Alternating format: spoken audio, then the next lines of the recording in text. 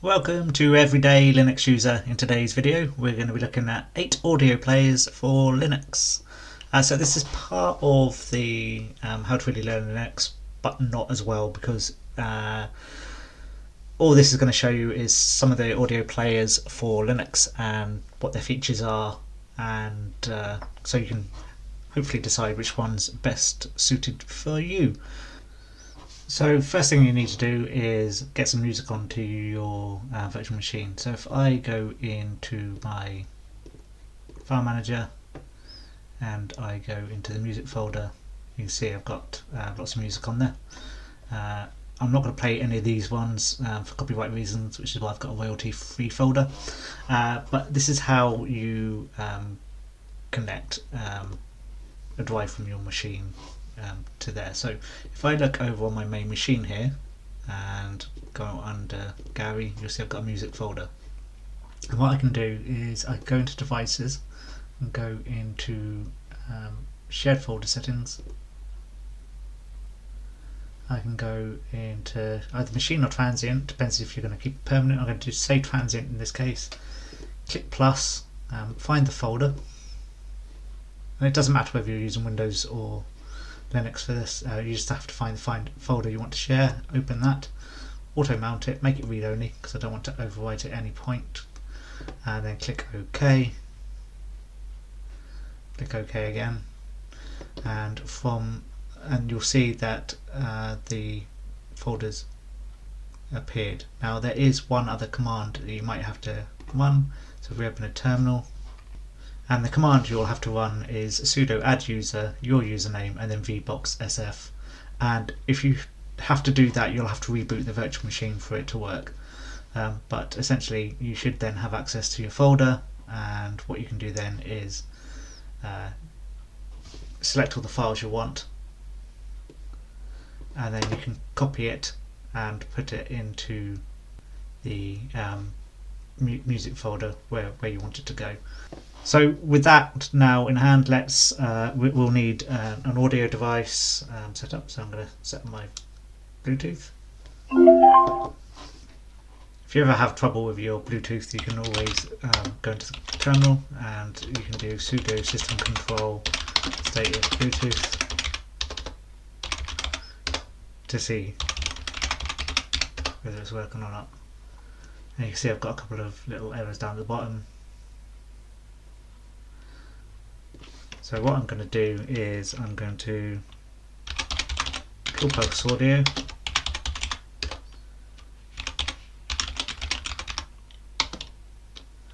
first like that, and then I'll restart pulse audio again, and you can see I've now got no errors at all. So hopefully if I go into my Bluetooth settings,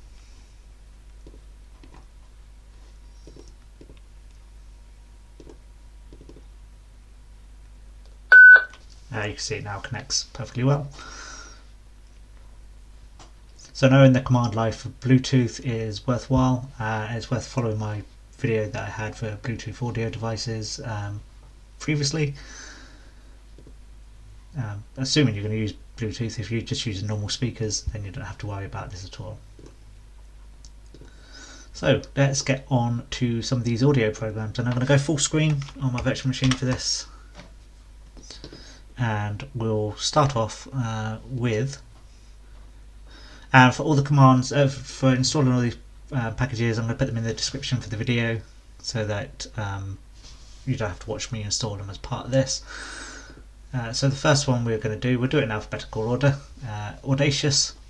Audacious is very lightweight, and basically you can add files in. You can search a library by choosing a folder like that. So in this case, the tilde/music, that is your music folder onto your home drive.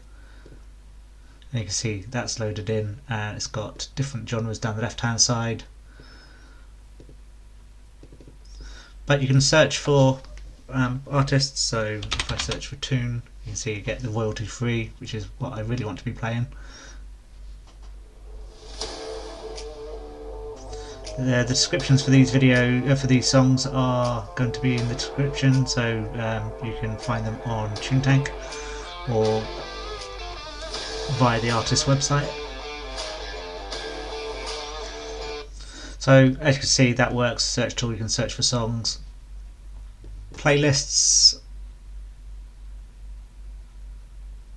you can create a new one. You can see the shortcuts as well, so new playlist, and you can pick songs from different genres. So I could take nothing from there and drop it into my new playlist like that. I can copy that, put it in the playlist, and you can build up a playlist like that. You've got Queue Manager and you've got Playlist Manager. So now play a new playlist library. I can rename that if I want to, like that. I can export my playlist. You can, if you've got a CD player, you can put a CD in. There's various plugins that you can also add in, so you can add album art, so like that. And you've got all these various different plugins that you can add. You can change the appearance, so you can have it in QT mode or GTK, and you can change the columns of the playlist. So at the moment you can see I've got title, artist and album, but I can add year and things like that in. But Audacious, fairly basic, but it does the job. So we're going to move on to the next one now, and the next one is Clementine. Clementine is normally used for KDE based distros, and you can see in this case it's popped down into the system tray, but I can double click that and it appears up here, and you can see I've got so you've got your library, so you can see all the artists and the albums here. You can create a new playlist,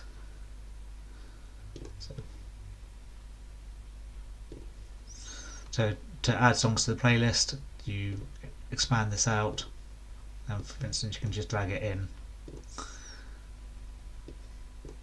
and it's a nice interface. And to play it, you just press the play button. And if I want to skip to this track, I have to double click.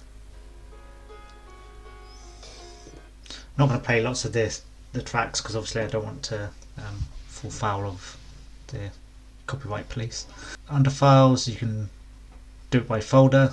You can see the list of folders we've got here. You can have different playlists. There's various internet things you can do as well. You've got Google Drive that you can link to if you've got songs on there. You've got OneDrive if you've got songs on there.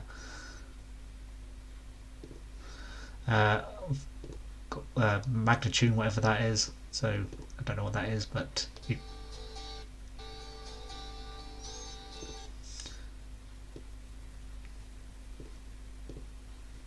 jazz radio, radio tunes, things like that. So lots of choice.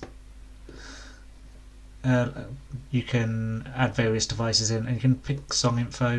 So if I choose Rebel Yell, for instance, it tells me all about Billy Idol and Rebel Yell, and same with the artist, which is a nice feature. Has features for ripping audio CDs. You can rescan your library, update your libraries, etc. So Clementine's a really good audio player. For me, audio players have become less relevant in recent years. Many of us are now using certain devices from Amazon or Google to play our music around the house, and you've got apps on your phone, and we're using streaming services like Spotify or Amazon Music and things like that. But if you do want to listen to music on your computer desktop, this is a good tool to do so. So the next audio player is QMMP. This is a lot like Windows Media Player.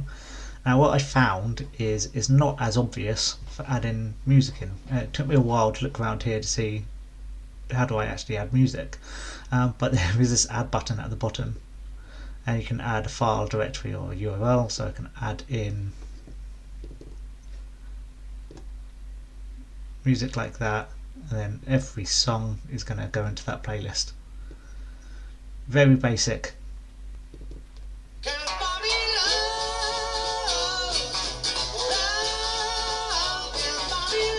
But it's a lot like Windows Media Player used to be, but very basic. It's okay if you just want to play a folder full of music. It's not so great for creating playlists, etc.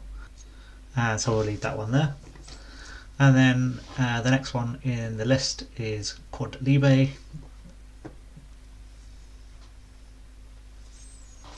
Now this is quite a nice interface. It's a lot like Rhythmbox, and you can see you've got all the people down the left hand side. Down the bottom it's got a whole everything listed, and then on the right you've got the list of albums. So for instance, I can go for the very best of Magnum and it'll start playing, and it lists it down here. And you can browse different things. So we've got a pane browser, we've got a track listing like this, we've got playlists. I haven't got any playlists, but we can create some. Album list, a cover grid. So for instance, if it's got a cover, it'll add it in. Album collection. Then you've got internet radio. So this is good if you haven't got much music of your own and you want to listen to different radio stations online. So firstly, I'm an old school punk, so you can pick any one of these. Let's see what we've got. Now not all of these are going to work.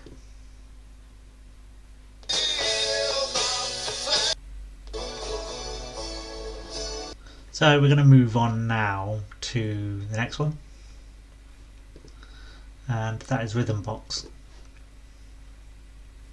Now Rhythmbox is the default audio player for most popular distributions, and there's a lot more features. It's more standardized than the other players we've had, and this is one I personally would recommend for most scenarios. So you can go to your preference here, music. You can choose where you're getting the music from. So in this case I'm getting it from the music folder. Watch my library for new files. You've got various plugins you can add. So DAP music sharing enables you to use a DAP client from maybe your phone or something like that. So it will share your music via those clients.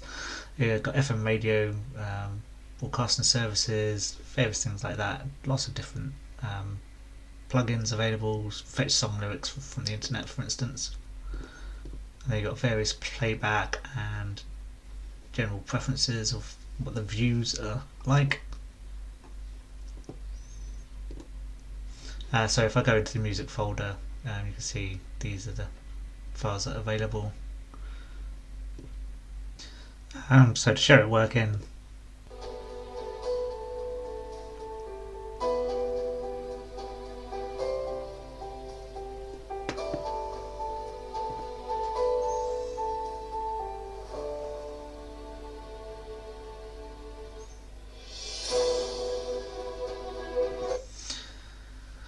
there's radio stations. Again, you can basically scroll down here. You can add your own ones in if you can find an internet radio station. Google's your friend for this. And then you can just put the URL in, click add, and it'll appear in this list. So podcasts, you can add your own ones in, click on add, and then you search for Linux. So for instance, you've got Linux Unplugged, and you can click subscribe. Close that down, and you've got all the episodes from Linux Unplugged available. And you can see there was one not long ago at all the way through to October, and there's one at 3:30 on Monday. So in the spirit of today's episode, I thought I would share how I got my very first set of Linux CD. So that's a good feature as well. So it's you can also link into Last.fm, Libra FM if you want to. When it comes to music itself, you can create a playlist, and you can do something called an automatic playlist. So down here you can, for instance, search for beats per minute at least 140, and then you can limit it to number of tracks, and you can sort it by anything you like. So let's do year. Click the new button, give it a name, and in theory a list of songs would be here if you've got any that match the criteria. And that leaves us on to the next player. This is called Sayonara. This is a fairly nice interface. I'm going to make it bigger. So you've got artists down here, and when you click it puts the album on the right hand side, and then you've got the tracks down the bottom.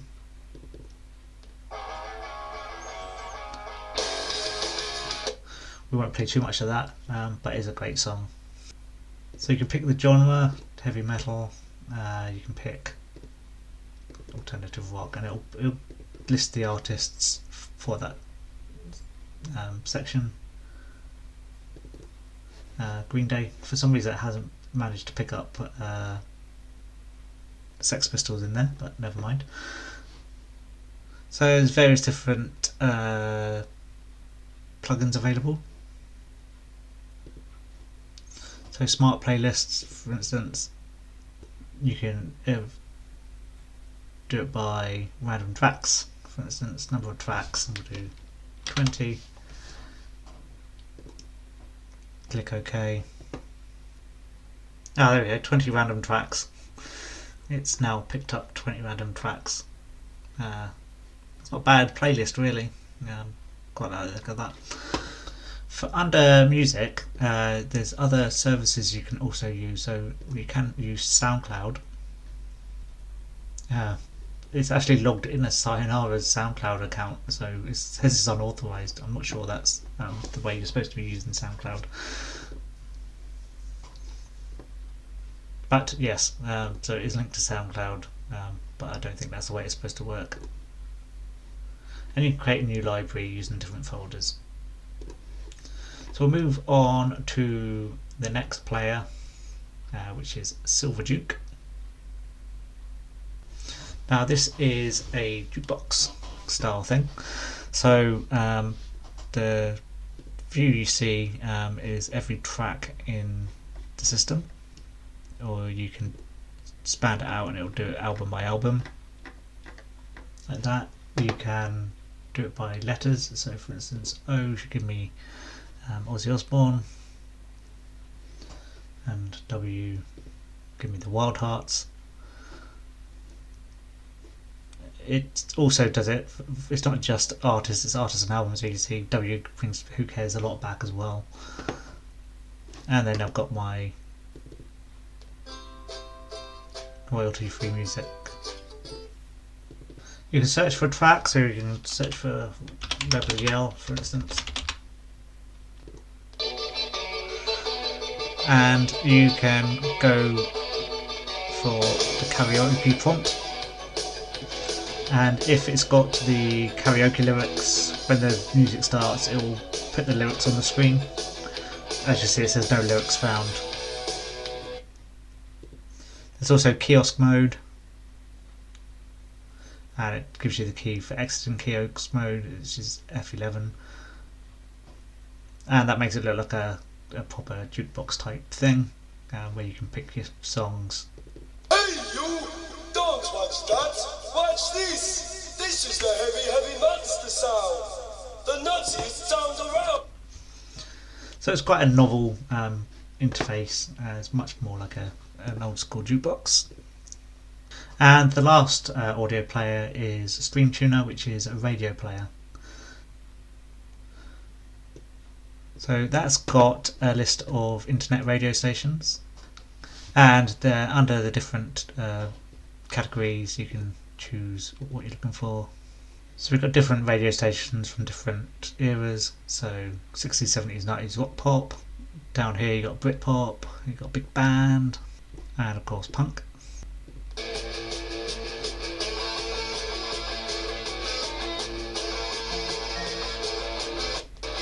And you'll see that's opened in Audacious. There's various other services available. There's Jamendo, Live Radio, PeerTube, Shoutcast, Surf Music, TuneIn, all these other radio stations. So TuneIn's good, and you can record music from these radio stations. I'm not sure how legal that is, but in theory you can record. And that is Stream Tuner. That's 8 different audio players that you can use for Linux. It's not completely exhaustive. I'm sure there's other audio players out there. These are common ones though. Rhythmbox is the one you'll find on most distributions, but I quite like the Radio Tuner, and I quite like the Silverjuke interface. QuodLibet is quite good. Clementine's good if you're using KDE. They're all good in their own way. And that's it. That's the end of the video. If you liked it, give it a thumbs up, hit the subscribe button, and I'll see you next time on Everyday Linux User.